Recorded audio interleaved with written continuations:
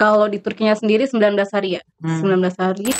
Gempanya walaupun yang pertama itu jam 4 pagi, itu seharian hampir 24 jam itu nggak berhenti gempa susulan. Dan gempa susulannya ada yang nggak kecil lagi, tapi gempa susulannya kayak gempa kedua 7, lagi 6, lagi itu kan bukan gempa susulan lagi ya, kayak gempa beneran berkali-kali gitu. Pendidikan dokter aku di Turki, tepatnya di kota Gaziantep, salah satu daerah yang benar-benar terdampak juga.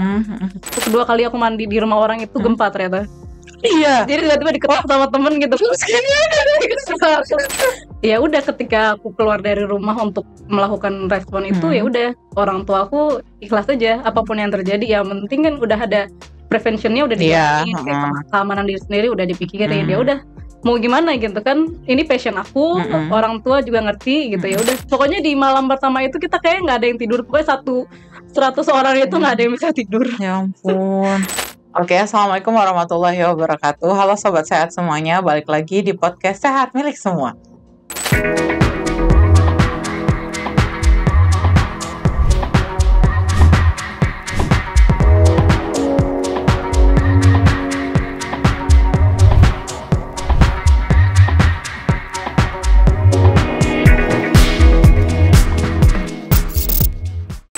Oke, semuanya, di podcast kita kali ini kita akan jalan-jalan.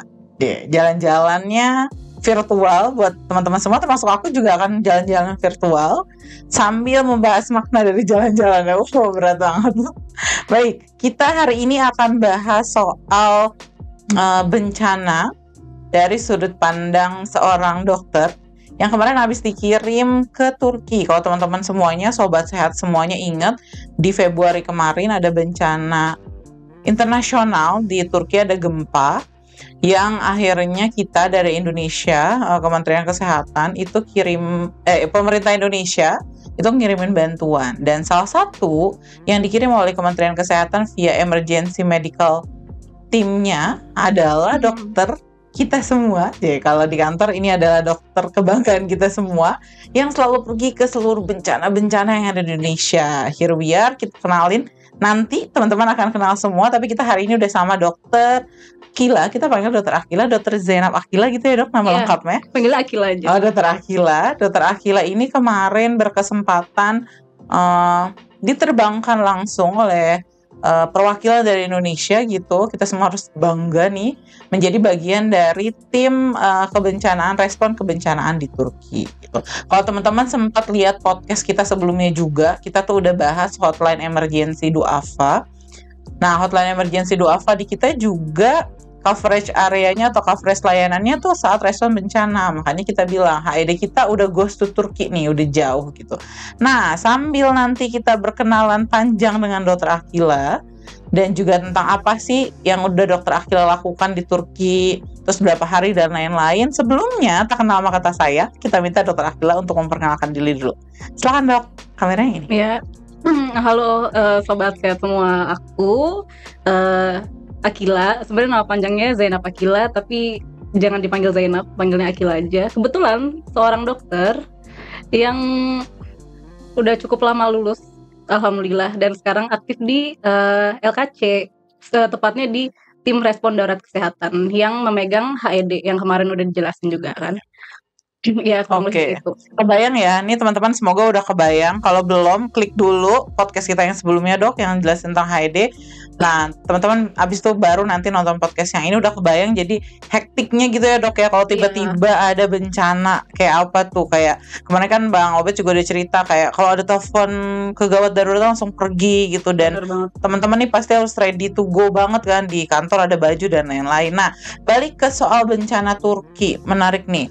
Di awal nih dok, gimana sih kok bisa akhirnya ikut tim respon ke Turki?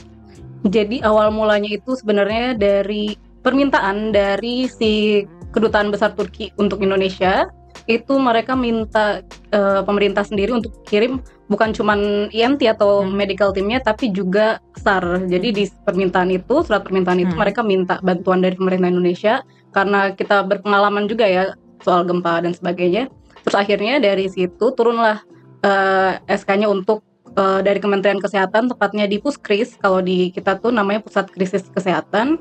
Di situ mereka membuat timnya, membuat IMT itu. Kebetulan Dompet Duafa kan aktif nih di Puskris Kemenkes terutama.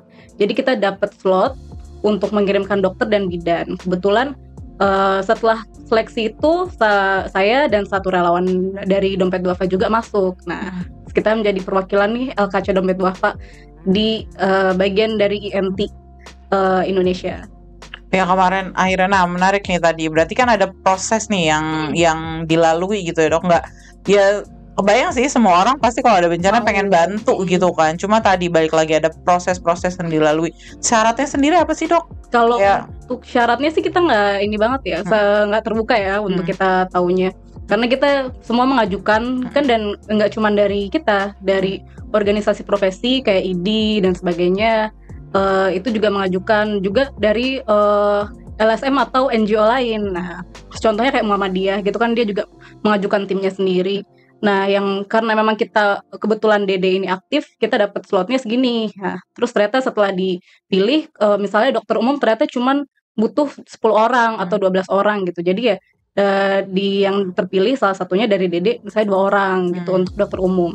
Dan juga selain ada ormas, ada LSM atau NGO dan organisasi profesi, ada juga dari TNI dan Polri, dari instansi pemerintah. Makanya kuota itu ada gitu. Jadi kita kemarin itu sekitar 109 orang, dan dokter umumnya sendiri ada 11 atau 12 gitu. Oke. Nah kemarin tuh kita sempat bahas tuh dok soal IMT ini, dan di podcast sebelumnya kita sempat bahas bahwa relawan-relawan kita tuh udah terdaftar gitu langsung di Kemenkes gitu soal kalau nanti ada bencana. Makanya tadi mungkin salah satunya bisa dibilang kita jadi langsung bisa grab situasinya karena kita udah terdaftar itu gitu.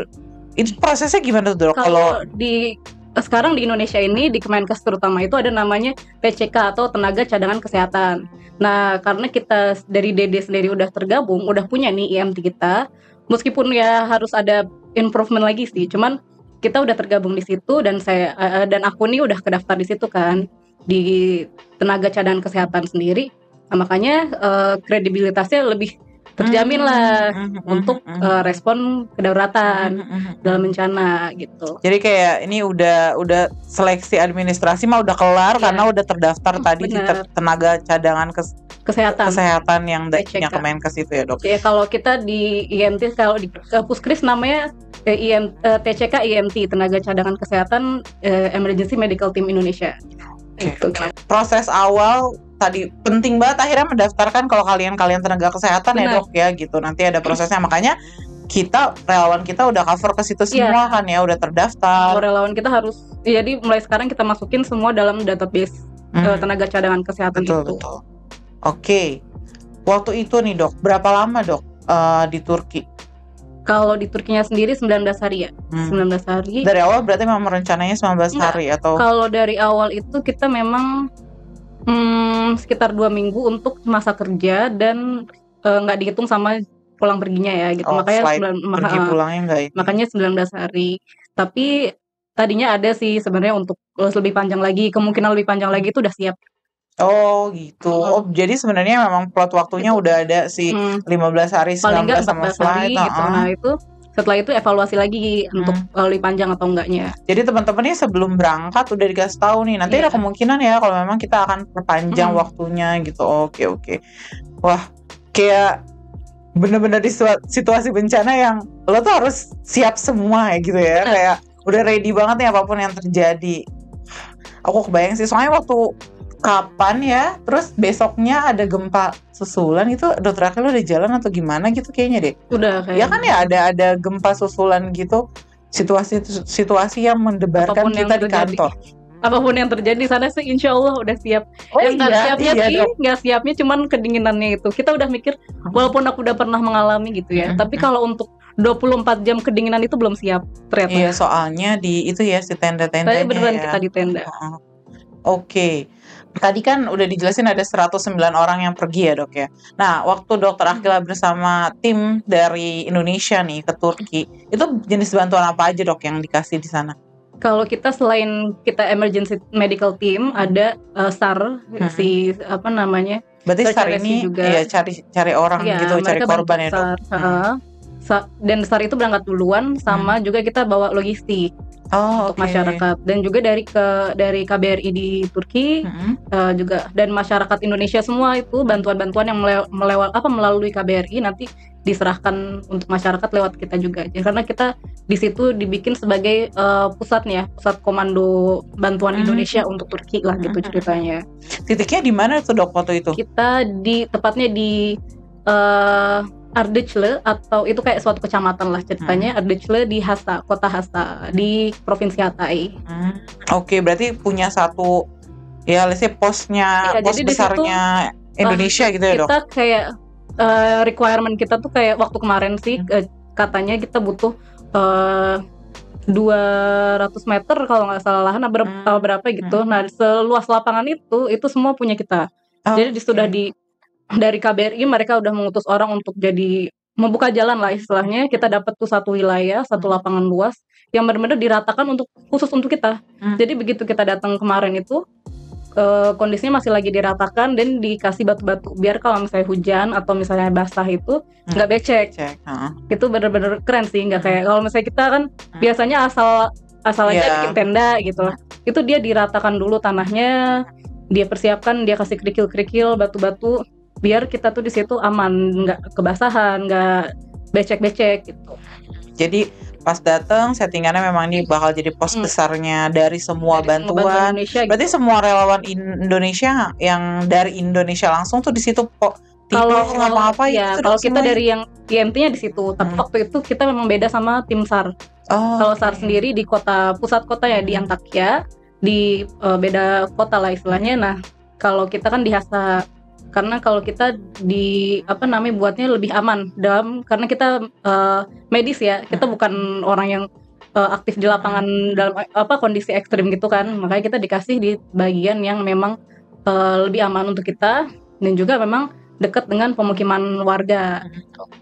Nah waktu datang nih Dok, kondisi Turki kayak gimana gitu situasinya? Kalau waktu pertama kali datang itu kita langsung landing di Adana. Adana itu kurang lebih 2,5 jam, 2-3 jam lah dari daerah yang terdampak. Adana sendiri nggak terdampak. Nah begitu kita ke sana itu benar-benar kita melewatin area-area yang parah banget. Kayak gedung-gedung. Karena itu bukan kayak di Indonesia, misalnya rumah individual gitu kan, yang 1-2 lantai gitu. Di sana 5-6 lantai dan itu benar-benar runtuh. Satu apartemen itu runtuh, itu adalah suatu hal yang nggak bisa diungkapkan lah, itu sedihnya ngeliatnya. Mereka tuh tipikal yang rumah-rumahnya ya apartemen ala-ala ke atas semua gitu ya Dok ya. Bangunan hunian vertikal lah istilahnya kan. Jadi itu kalau misalnya runtuh satu bangunan itu kita nggak tahu dalamnya ada berapa orang gitu kan, ada berapa rumah yang ada di situ. Gitu. Jauh banget dengan kalau misalnya kita di Indonesia mungkin satu rumah doang gitu runtuhnya kan individual, mungkin cuma dalamnya 6 orang satu keluarga gitu. Proses evakuasinya juga sulit. Kebayang ya kalau situasinya kayak gitu, kalau kebakaran mungkin ada jedanya, ini kan gempa gitu. Gempa langsung aja, dan gempanya itu kebetulan kan aku pernah kuliah di sana, jadi banyak teman-teman juga di sana kan cerita, masih ada yang di sana tuh mereka cerita kalau gempanya walaupun yang pertama itu jam 4 pagi itu seharian hampir 24 jam itu nggak berhenti gempa susulan. Yang kecil-kecilnya gitu ya Dok. Dan gempa susulannya ada yang nggak kecil lagi, tapi gempa susulannya kayak gempa kedua 7, lagi 6, lagi itu kan bukan gempa susulan lagi ya, kayak gempa beneran berkali-kali gitu. Iya kan, kalau flashback ke kejadian Lombok dia besar terus besoknya kecil-kecil gitu. Kalau ini masih itu dalam sehari itu berkali-kali yang besar gitu kan. Jadi walaupun jadi orang kan udah terlena karena di luar itu dingin. Posisinya itu dingin, peak winter season gitu yang suhunya minus dan bersalju di beberapa daerah. Itu kalau misalnya kita kan nggak mungkin di dalam ruangan kan karena gempa itu. Mereka keluar pun kedinginan, mau nggak mau kan mencari perlindungan gitu kan. Dan ketika terjadi gempa susulan itu udah siang, posisinya jam 2 gitu, orang udah ini kayaknya udah aman nih. Mereka balik ke dalam rumah lagi dan ternyata gempa susulan besar. Akhirnya mereka mau nggak mau ya udah kena aja di situ kan. Betul. Karena ya balik lagi situasinya gak ada yang bisa tebak-tebakan gitu kan. Mereka gempa kan nggak bisa diprediksi sayangnya gitu kan. Oke, tadi Dokter Akila udah nyinggung sedikit soal Dokter Akila pernah sekolah di Turki. Aku pernah di sana gitu. Aku potongan kata-katanya tadi agak hilang. Iya. Kan soalnya baru dikit. Nah, kita bahas dulu. Waktu itu jadinya ngapain, Dok, ke Turki sebelumnya? Berarti ini datang ke Turki dengan situasi yang berbeda, ya kan? Kebetulan memang pendidikan dokter aku di Turki, tepatnya di kota Gaziantep, salah satu daerah yang benar-benar terdampak juga. Di situ 6 tahun ya untuk sepanjang pendidikan dokter. Jadi aku lulus semua sampai jadi dokter tuh di sana. Dan kembali lagi akhirnya seperti ya kan ini kayak rumah kedua, 6 tahun menuntut ilmu, terus ilmunya kepake akhirnya kayak mengabdikan ilmu lagi ke daerah tempat aku kayak menuntut ilmu gitu kan ya, Dok, ya. Kayak udah belajar di situ. Aja dari 17 tahun sampai 20-an, umur 20-an itu di kota itu gitu kan. Di negara itu udah kayak besar di situ lah. Super tough banget ya, Dok, dari 17-an sampai akhirnya lulus menjadi dokter. Akhirnya balik lagi ke Turki. Kayak menyelamatkan orang-orang situ, rasanya gimana, Dok? Waktu dateng kan tadi udah situasinya udah runtuh semuanya, terus kayak wah ini udah kayak jadi negara kedua, abis itu berbakti lah let's say kan sama ke warga-warga situ lagi. Gimana di tuh, satu sisi itu kan alhamdulillah akhirnya aku bisa mengabdi gitu kan, tapi di sisi lain ya sedih kayak merasa karena walaupun di Indonesia udah sering gempa, tapi jujur aja itu bukan daerah yang tempat aku tinggal atau tempat aku kenal orang itu. Aku nggak pernah merasa ikatan batin lah istilahnya kan, atau ikatan untuk ke daerah itu. Tapi ketika kejadian kemarin ini, kota-kota yang terdampak itu yang pernah aku datengin semua, dan teman-teman aku berasal dari kota itu. Aku kenal dengan orang-orang yang di daerah situ. Jadi ketika kejadian itu rasanya kayak keluarga aku semua di sana gitu. Aku langsung telepon semua orang, WA semua orang gimana kondisinya, masih aman nggak gitu. Alhamdulillah sih aman, yang aku kenal semua yang udah, karena di sana kalau kita 6 tahun itu untuk bertahan hidup kita itu harus mencari keluarga baru. Oh iya, kebayang. Jadi sana banyak jadi stranger di negara orang kan ya, Dok. Terus belajarnya susah lagi. Soalnya kuliahnya belajar kedokteran yang susah. Gimana rasanya jauh dari keluarga kita di Indonesia kan. Makanya akhirnya nemuin lagi keluarga-keluarga baru. Abis itu keluarga-keluarganya kena bencana gitu kan. Jadi, wah.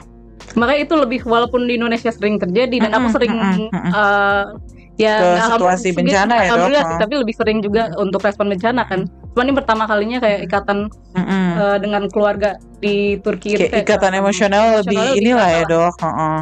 Soalnya ya kayak berasa menimpa keluarga sendiri yang benar-benar bareng-bareng di saat tempat susah. Aku belajar, tempat aku pernah main, daerah-daerah yang pernah aku kunjungin gitu kan, wisata. Terus mereka terdampak dan itu banyak gitu kan daerahnya. Sempat ketemu, Dok, sama kalau untuk teman-teman karena memang di daerah lain dan mereka banyak yang udah ngungsi, jadi ketemu. Karena di sana mereka alhamdulillah banyak keluarga kan, karena misalnya satu orang tuh keluarganya banyak di daerah-daerah lain, jadi mereka bisa tuh pindah dulu gitu ya, mudah gitu untuk mereka pindah ke keluarganya yang di tempat yang lebih aman gitu. Jadi belum sempat ketemu dengan yang lainnya. Di tengah kesibukan. Karena bener-bener kita di dalam kayak di daerah kampung itu kita harus bener-bener kayak di rumah sakit kerja. Oke. Nah, kan ini yang setahu aku dokter ini berarti terlibatnya di si pos besar bantuannya Indonesia ini untuk bikin rumah sakit darurat, betul nggak? Nah, waktu di situ layanannya yang ada layanan apa aja, Dok? Jadi kebetulan kan EMT itu sebenarnya ada tipe-tipenya kan, ada tipe 1, tipe 1 mobile and fixed, sama tipe 2 dan tipe 3 dan sebagainya gitu. Kalau kita kemarin kebetulan karena diminta oleh pemerintah Turki itu yang untuk tipe 2, jadi itu ada rumah sakit lapangan. Jadi kita diharuskan untuk mempunyai standar tipe 2, yaitu rumah sakit lapangan yang ada rawat inapnya, ada operasi minor dan juga beberapa operasi, dan obgyn istilahnya, kandungan gitu. Terus di situ jadi kita benar-benar kayak rumah sakit, harus ada mulai dari triase sampai penerimaan IGD gitu-gitu berarti hijau kuning merah, resusitasi, sampai di ruang operasi pun harus ada di situ. Oke. Boleh ceritain nggak, Dok, ada kejadian atau ada pasien-pasien apa yang ditangani waktu itu di sana. Dari yang aku nggak tahu sih situasinya kayak gitu apa nggak. Cuman aku tuh kepikiran kadang tuh karena mereka habis panik, kadang tuh lupa gitu. Ada mungkin mereka berdarah tuh. Cuman mereka lebih ke jadi mikirin hal yang lain. Nggak fokus sama penyakit-penyakitnya gitu. Benar. Jadi di hari pertama setelah kita pembukaan nih, hari pertama kita pembukaan, bukan pasien pertama juga sih, beberapa pasien awal itu pokoknya dia itu luka dan dia nggak mau dibersihin karena dia udah bayangin itu kita udah di sana seminggu setelah kejadian, seminggu lebih lah, udah 8 hari setelah kejadian kan. Dan itu berarti harusnya udah luka itu udah dirawat, dibersihkan gitu. Ternyata belum. Oh oke. Lah, infeksi? Enggak dok? Nah itu, jadi ada yang infeksi dan ada juga yang ternyata harus di-hacking, yang harus dijahit gitu kan. Padahal udah seminggu lebih gitu, jadi luka itu masih ngebuka. Dan dia bener-bener masih ada kotorannya gitu. Jadi dia nggak mau, karena dia yang penting saat itu dia kabur, dia udah tinggal sama keluarganya. Dia udah, itu ceritanya itu karena orangnya udah lansia ya, pasiennya udah lansia, jadi dia kebetulan sama sekali nggak aware dengan dirinya. Yang penting dia selamat, keluarga selamat, udah fine kata dia. Iya pasti kalau kayak gitu kadang tuh kita nggak ngeh gitu, kita tuh lagi berdarah-darah atau butuh perawatan karena tadi mikirin keluarga ya kan dok, terus sama cari keselamatan. Baik lagi tadi dokter Akila di depan bilang banyak gempa-gempa susulan, berarti kan mereka fokus-fokus. Berarti ini situasi yang kayak gini kalau tadi dibilang banyak, masalah banget nggak dong? Saya akhirnya jadi masalah yang lebih besar nggak lukanya? Kalau misalnya luka itu tidak dirawat ya harus dia pasti gitu. Dan apa sih namanya, kalau misalnya setelah gempa itu banyak sebenarnya kejadian kayak gini, yang kayak kemarin di Cianjur juga kayak gini. Oh iya. Oh mereka nggak ngeh gitu kalau mereka berdarah-darah gitu. Cuman menurut mereka ya udah, yang penting dicuci aja gitu kan, yang penting dibersihin. Padahal ketika kita nggak bersihin secara medis, jadi luka itu harus dibersihkan benar-benar kan. Kita ambil debris-debrisnya atau kotoran-kotorannya itu, kita lihat ternyata ini harus ditutup, harus dijahit. Dan itu nggak dijahit kan karena kan masyarakat kan nggak aware ya ke apa sih, gimana luka yang macam apa sih yang harus dijahit, luka macam apa yang harus cuma ditutup doang gitu kan. Wah ini banget ya berarti. Aduh aku kebayang situasi bencana respon aku belum pernah. Cuman aku pernah program recovery itu aja. Waktu aku udah masuk program tuh, waktu di NTB, kondisinya orang-orang tuh nggak ada yang mau tinggal di dalam rumah gitu loh dok. Kayak aku tuh ditawarin, Mbak Fili nih kalau mau tidur di dalam, Mbak Fili tidur sendiri aja kali ya. Kayak kita nggak berani soalnya nanti takut gempa. Padahal kayak oke, ternyata semenyeramkan itu. Itu lucu ini. Ada kejadian kayak gini karena kita waktu itu kondisinya kita belum punya kamar mandi. Jadi kita masih numpang di rumah warga. Kita belum bangun kamar mandi kita kan, belum dapet tuh. Kita numpang di rumah warga. Warga sendiri tinggal di tenda, walaupun dia rumahnya masih aman ya, kondisinya nggak ada retak atau nggak ada masalah, masih aman gitu. Cuman mereka takut untuk masuk kan. Jadi kita numpang untuk mandi, tapi mereka sendiri bilang, sebenarnya aku kalau kalian nggak mandi di rumah aku nggak mau masuk ke dalam rumah gitu. Jadi dia masuk tuh cuma nemenin kita mandi. gitu. Iya, benar. Bener-bener cuman itu doang. Mereka sendiri bilang sebenarnya aku masih takut buat masuk. Cuman demi kalian ini nggak apa-apa, aku berani kok, aku buka rumah aku untuk kalian gitu. Karena balik lagi tadi nggak tahu kapan nih gempa susulannya yang dari kecil-kecil ke dan gede. Dan waktu pertama kali waktu kedua kali aku mandi di rumah orang itu gempa ternyata. Iya. Jadi tiba-tiba diketok sama temen gitu. Jadi ceritanya udah masuk nih, baru belum ngapa-ngapain, cuman emang di dalam pikiran aku ada gini. Ntar kalau misalnya gempa aku harus ngapain? Iya, udah ikhlas aja gitu lah, atau ya udahlah ikhlas aja gitu kan. Kira tiba-tiba diketok. Gil cepetan. Tadi katanya ada gempa lah. Aku baru masuk, ini mau sama pelan. Enggak, tapi karena aku nggak ngerasa dan berarti kecil lah, ya udahlah, bodo amat gitu kan. Tapi mandinya dikurangin dong waktunya. Ya lebih cepat. Nggak menikmati jadinya. Padahal kita tuh udah capek gitu kan ya dok ya.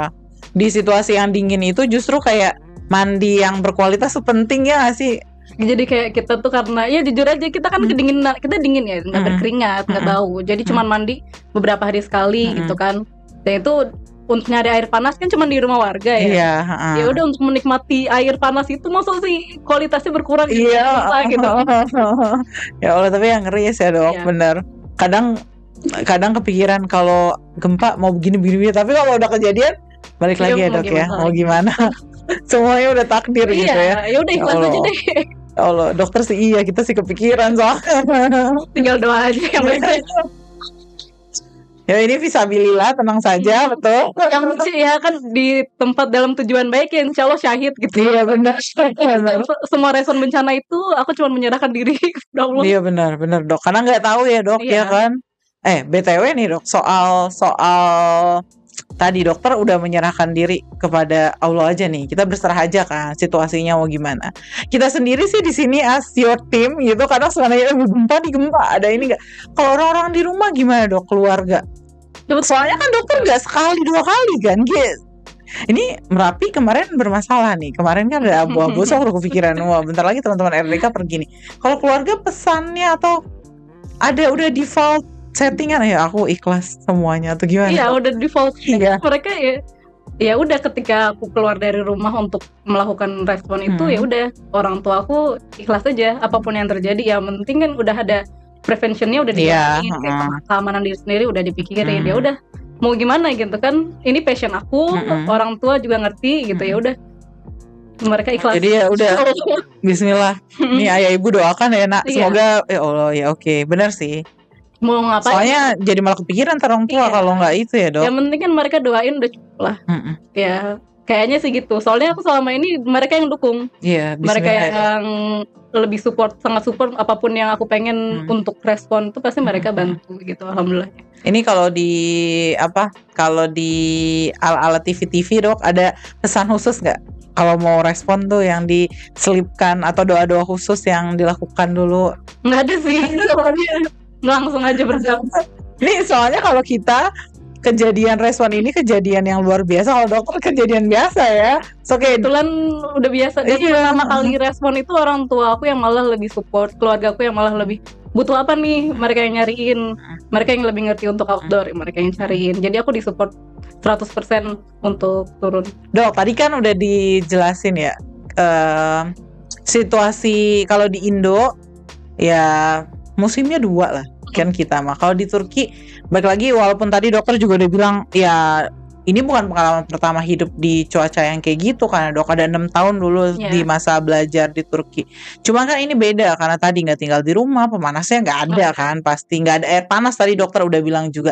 Nah itu situasi dinginnya kayak gimana? Pakai jaket berlapis-lapis atau gimana tuh dok? Kalau ini pertamanya sih aku jujur aku underestimate sama kemampuan diri sendiri, sama inilah overestimate sama kemampuan diri sendiri. Jadi ngiranya mungkin karena aku pernah mengalami dingin, I'm gonna be okay gitu ya. Terus malam pertama kita tidur di dalam tenda, nggak ada pemanas.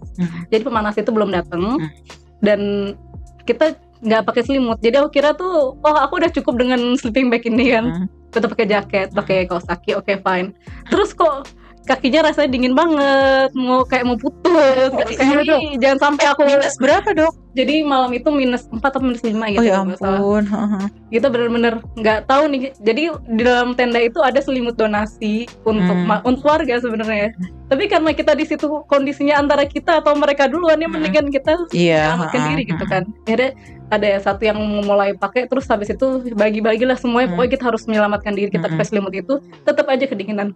Akhirnya di dalamnya itu karena kita semua memang suruh untuk bawa emergency blanket. Jadi kalau dalam hipotermia itu penolongan pertamanya itu harus pakai kayak selimut aluminium gitu, aluminium foil gitu kan. Kita semua harus bawa itulah untuk diri sendiri kan. Akhirnya dipakailah itu. Jadi kita sendiri yang menyelamatkan diri karena emang kita overestimate dengan kemampuan kita di dalam tenda tanpa pemanas, tanpa listrik. Oh gitu. Iya, benar-benar. Bener-bener dan sleeping bag Indonesia ternyata nggak cocok dengan itu. Yang kita bawa ternyata yang aku bawa sih sebenarnya nggak cocok, kurang itu. Hangat gitu ya dok ya, kurang pas lah ternyata. Akhirnya kita kedinginan. Aku kayak walaupun udah pakai kaos kaki, udah pakai sarung tangan, udah pakai jaket, itu udah double semuanya gitu ya dok ya, udah masuk udah diselimutin juga, tetap aja ternyata. Pokoknya di malam pertama itu kita kayak nggak ada yang tidur, pokoknya 100 orang itu nggak ada yang bisa tidur. Ya ampun. Pokoknya sampai ada yang ngungsi ke bis. Jadi kita masih ada bis yang standby untuk kita nih. itu ada yang masuk ke situ lari untuk apa namanya menghangatkan diri. Iya, gitu kan. lumayan kan, nggak terlalu ini. Mm-mm.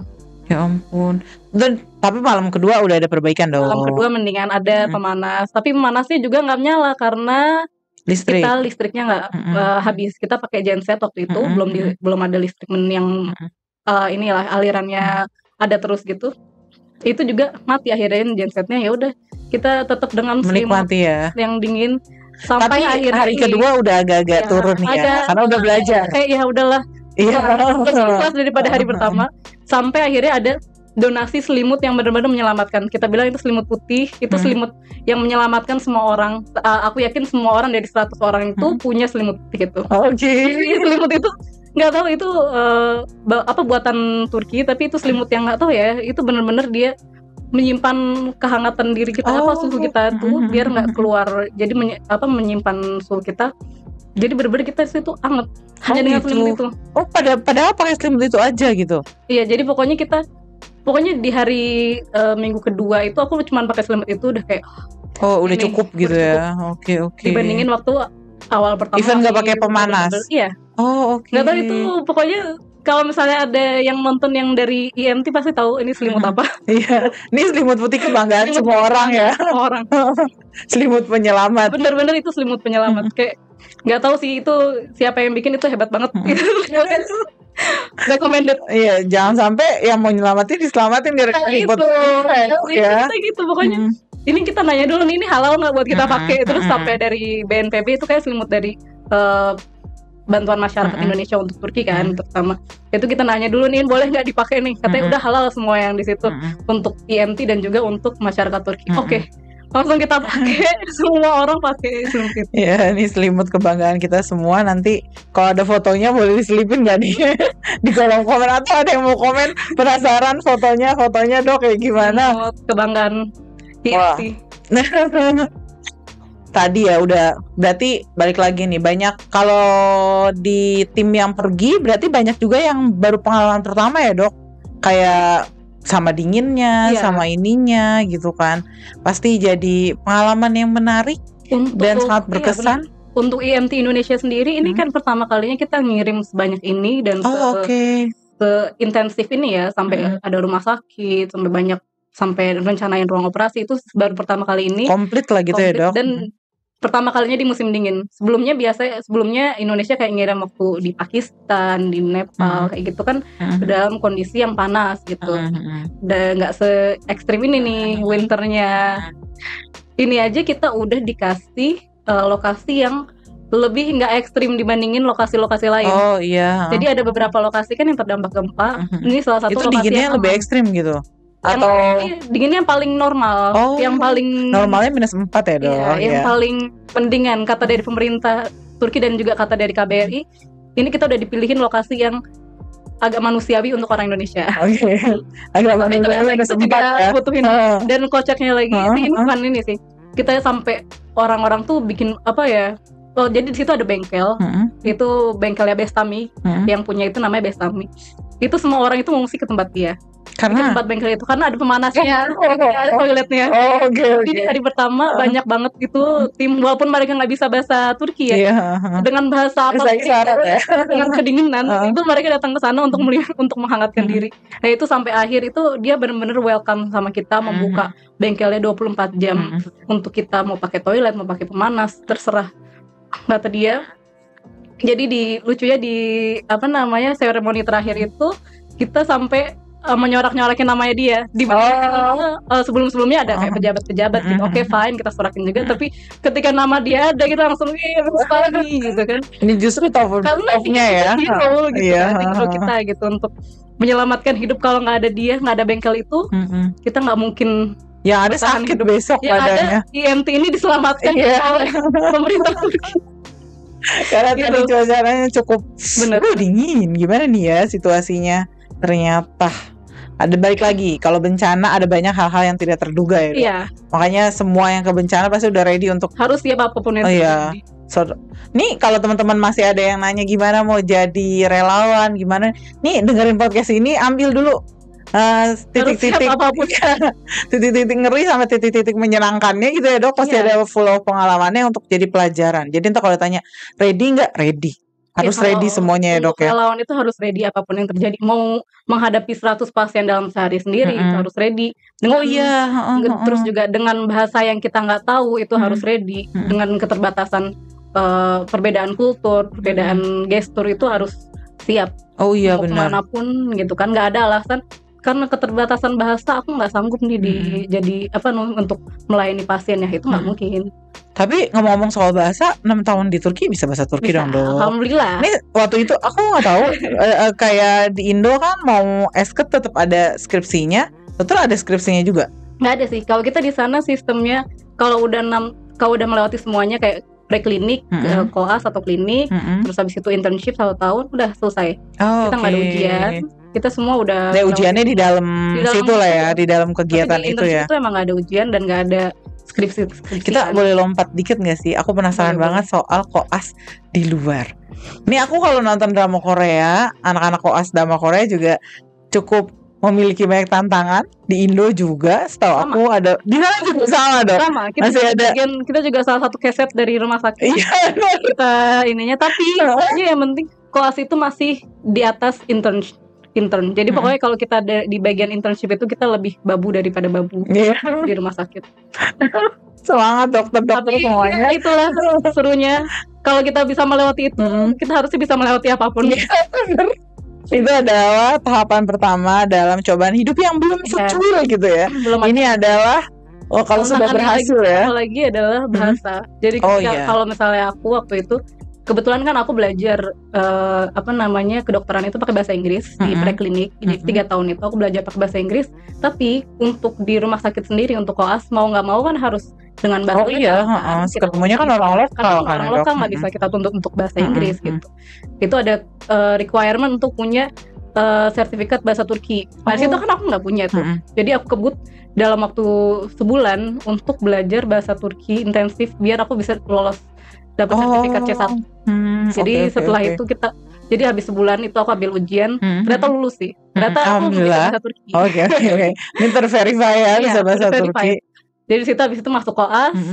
Di situ walaupun udah bisa pun tetap aja nggak ngerti kan. Jadi inilah triknya adalah kita harus berteman dengan orang lokal. Oh iya, kalau biar ngobrol-ngobrol gitu ya dok. Orang-orang sesama foreigners atau sesama teman-teman dari luar negeri itu kita nggak akan bisa. Kalau kita nggak bisa bahasa Turki kan. Jadi kita manfaatkan pertemanan itu timbal balik lah. Jadi aku bantuin secara teori, nah mereka bantuin secara ngobrolnya nih dengan orang lokal gitu kan. Selama sepanjang koas lah. Kebayang ya udah lagi mengalami sulitnya sulitnya kehidupan, bahasanya sulit. Bahasanya harus ini dan jadi di otak aku ada 3 bahasa. Teori medis itu harus teori medis kan pakai bahasa Inggris belajarnya, jadi di dalam otak aku bahasa Inggris. Tapi kalau aku ngomong sama temen-temen itu harus pakai bahasa Turki. Dan kadang-kadang masih ada bahasa Indonesia di kepala aku. Kan bete kan ya, masa-masa kebetean itu pengen bahasa Indonesia dong pasti. Yang kalau misalnya mau meluapkan kesalahan itu pakai bahasa Indonesia biar kalian ngerti. Iya benar. Jadi aku ngajarin teman-teman aku yang Turki nih, ini kalau kita mau komplain di depan pasien kita bisa pakai bahasa Indonesia. Aku ajarin. Biar gak ketahuan ya. Soal lagi bete kan pasti. Bener. Ya situasi pelayanan orang-orang yang melayani itu pasti ada ya capeknya, ketemu orang yang lain-lain lelah, ketemu orang baru, situasi baru, dia ada bawa input yang baru tuh pasti lelahnya minta ampun sih. Layanan tuh makanya kalaupun cuma di dalam situ nggak bawa PR pulang, tapi habis itu tetap aja lelahnya kerasa banget di situ. Tekanan batinnya tuh langsung kerasa di situ. Udah batin dari luar, terus kita dari dalam harus mikir ini apa yang harus kita lakukan. Tuh kan beda-bedanya tantangan orang-orang pelayanan tuh gitu tuh. Oke, tadi udah balik lagi ke situasi bencana nih dok. Nah, tanggapan masyarakat sendiri terhadap poskonya Indonesia, posko besar Indonesia tuh gimana tuh dok waktu itu? Masyarakat ternyata sangat welcome ya sama kita. Jadi karena perbedaan kultur, jadi Indonesia kan kita sangat welcome. Oh iya, kita terkenal banget ramah kan ya dok. Sangat-sangat ramah. Jadi mereka tuh suka banget datang. Mereka datang bukan cuma untuk berobat, kadang cuma datang buat ngelihat, terus pas ditanya, jadi ada sakit apa? Nggak ada, saya cuma pengen lihat doang. Iya. Mereka datang gitu kan. Banyak banget yang kayak gitu, dan juga sampai akhirnya ini aku bilang, mereka datang terus mereka bilang ini aku suka banget sama obatnya nih yang dikasih, padahal obat kita itu generik dibandingkan obat mereka yang paten. Jadi obat di Turki sendiri yang di-prescribe atau diresepin sama dokternya di Turki itu beda jenisnya dan beda kualitasnya, sebenarnya lebih bagus mereka kalau mau jujur ya. Cuman ternyata orang-orang ini suka, nggak tahu, mungkin karena dari efek psikologis apa sih namanya itu. Mereka juga lagi stres kali ya, mereka Dok. cuma butuh ini doang. Dan kita kan orangnya ya siap mendengarkan, Iya, gitu kan, betul. sabar. Orang Kenal Indo terkenal dengan banget. kesabarannya menghadapi itu. Jadi orang tuh datang berkali-kali cuman buat oh iya main. Kadang kita sampai dikasih makanan.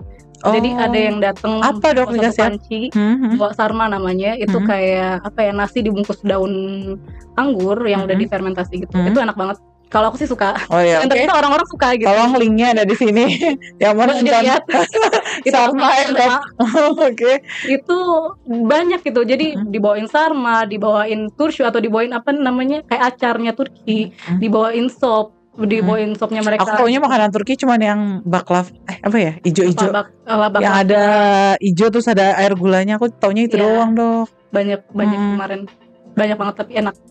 Dan itu dibawain sama masyarakat. Jadi saking mereka welcome itu, mereka nggak bawain kita itu, dan mereka bener-bener lah kayak mereka sendiri bilang gitu, wah aku sukanya sama dokter Indonesia, nggak mau sama dokter Turki gitu. Iya betul. Tapi kalau dari pengalaman aku sebagai orang yang lulusan situ, yang lucunya adalah ketika aku internship waktu dulu itu, justru aku nggak dipilih oleh mereka karena mereka nggak welcome sama aku. Jadi kayak aku nggak mau nih sama dokter foreigners atau dokter orang asing gitu kan. Aku maunya sama dokter orang Turki, bisa ganti nggak? Itu mereka ngomong kayak gitu. Oke, mereka belak-belakan ngomong gitu ya dok. Tapi ketika terjadi inilah, mereka di sini justru mencari kita sebagai mencari ini, justru memilih sama kita yang foreigners gitu kan. Makanya beda nih, soalnya situasinya mereka di bawah tekanan nih kan lagi. Ternyata mereka welcome juga dalam kondisi ini ke foreigners gitu kan. Ada banyak situasi yang akhirnya tadi keramahan tuh segalanya ya. Bayangin kita tuh kan terkenal banget sama ramah, sangat welcome. Akhirnya mereka juga ini ya beda lah, pasti ada beberapa yang beda. Mereka udah milih-milih gitu katanya, aku udah datang ke IGD-nya. Oh emang banyak dok? Atau titik-titiknya di dekat situ? Dan ada juga rumah sakit. Jadi di rumah sakit Hasannya sendiri itu bukanya cuman IGD. Mereka juga nggak buka di dalam gedung, tapi buka di tenda juga. Oh iya, karena situasinya yang tadi. Mereka udah bilang mereka udah ke situ, tapi mereka tetap pengen ke sini, tempat ke kita gitu. Ada Indonesia. pasien pertama yang datang ke rumah sakit kita itu aku yang layanin kebetulan. Malam-malam dia datang, itu nggak ada penerjemahnya kan waktu itu. Aku langsung disuruh karena aku nggak perlu penerjemah. Iya betul. Nah terus dia datang lagi seminggu kemudian bawa anaknya saudaranya. Dia bilang, ini kamu ingat nggak aku pasien pertama kamu di sini? Iya kenapa gitu? Oh ternyata anaknya sakit gitu. Terus begitu ditanya, sebenarnya dia udah ke dokter, dia udah ke rumah sakit. Tapi begitu ini ternyata dia cuma butuh dijelasin lagi, lagi sama kita. Begitu diajak ngobrol, oke, fine kok anaknya gitu. Dia butuh make sure ini nggak apa-apa gitu ya. Cuman kayak dia kayak nyari second opinion, tapi ke kita itu kan rasanya wow. Oh iya benar, bangga gitu ya dok. Seneng banget nih akhirnya ada yang trust banget nih sama kita yang datang. Baik lagi foreigner tadi kayak datang ke rumah orang tapi dia trust banget sama layanan yang mau kita berikan. Oke. Nah kalau tadi dokter Akila bilang dokter Akila bagian dari respon darurat kesehatan nih dok. Dok mau dong dijelasin ada nggak sih kalau secara keseluruhan pasti kalau recovery tadi udah kalau mitigasi, kalau respon selalu dilakukan ya. Kalau teman-teman RDK nih dok, ada nggak sih upaya mitigasi dan lain-lain atau program-program dalam mitigasi yang dilakukan oleh teman-teman RDK? Kalau kita ada juga, jadi kalau di RDK nggak cuma respon bencana, tapi sekarang nih kita fokus juga ke mitigasi dalam bentuk, kalau kita bikin pelatihan untuk masyarakat dalam ini BLS atau Basic Life Support atau penolongan pertama gitu. Di situ kita juga bikin di program kita namanya UDM, Urban Disaster Management, itu kita bikin pelatihan first aid atau pertolongan pertama sama kita bersama DMC Dompet Duafa untuk pertolongan pertama kayak kebakaran ringan, kebakaran rumah tangga, terus vertikal, hunian vertikal kayak misalnya terjadi gempa nih di hunian vertikal kayak gimana, apa yang harus dilakukan gitu kan. Sama apa namanya, mitigasi bencana dalam dalam bentuk kayak apa sih, lingkungan lah ini loh, kayak kita perubahan iklim, gimana caranya kita memperlambat perubahan iklim untuk biar nggak terjadi bencana gitu. Oke. Jadi kita bikin program itu biar masyarakat nih nggak cuman mikirin apa sih yang terjadi, apa yang harus dilakukan setelah gempa, tapi apa yang bisa kita lakukan sebelum bencana gitu. Jadi ada upaya mitigasi dari awal. Kayak dikasih tahu juga berarti ya dok, kayak gimana sih kalau nanti kejadian gempa, apalagi tadi di hunian vertikal apa yang harus dilakukan gitu kan. Kalau ternyata ada, kan bencana itu nggak yang dari alam doang. Tadi dokter Akila udah bilang kalau ternyata ada kebakaran yang ya kejadiannya dari ledakan sesuatu yang bisa menyebabkan kebakaran tuh upaya. Nah ini apa ya, belajar mitigasi ini everyone can access atau gimana dok? Semuanya bisa. Kalau ada yang mau mengajukan pun boleh. Bisa langsung kontak nomor hotline kita. Nanti kita insya Allah kita bantu gimana cara kita menjadi pematerinya lah. Yang penting disiapkan aja siapa yang mau nih mendapatkan materi itu, kita bisa bantu untuk memberikan materinya. Oke, jadi sobat sehat semuanya, kalau berarti tadi cluenya adalah Urban Disaster Management, Komkom Urban. Jadi kalau mau tahu banget gimana tadi mitigasi bencana, boleh kontak RDK via HED ya dok? Via HED di 0811 16 17 101. Jadi tolong kontak HED, nanti bisa via admin HED, nanti kontak dari sana untuk dapat tadi gimana sih, aku pengen dong dok punya di wilayah aku misalnya gitu kan, belajar mitigasi bencana. UDM tadi ada one day UDM learning gitu, boleh banget teman-teman. Oke, dokter makasih banyak udah hadir hari ini. Dari ini aku belum tahu judulnya mau apa, cuman ini apa namanya, RDK Goes to Turkey, kayak lucu ya. Nah tapi di penutup ini walaupun aku nggak ngerti, tapi nanti subtitlenya ditulisin sama teman-teman editor. Boleh apa ya penutupnya ya? Boleh dikasih pesan-pesan atau apa ya? Kata penutup, salam-salam ya, kata penutup apapun itu untuk teman-teman di Turki, pakai bahasa Turki biar beneran nih berasa Turki ya. Nggak kepikiran nih sekarang. Bukan kepikiran. Dinlediğiniz için teşekkür ederim arkadaşlar. Bir sonraki podcast görüşürüz. Translate-nya ada di bawah ini, akan diet oleh editor-editor kita. Keren.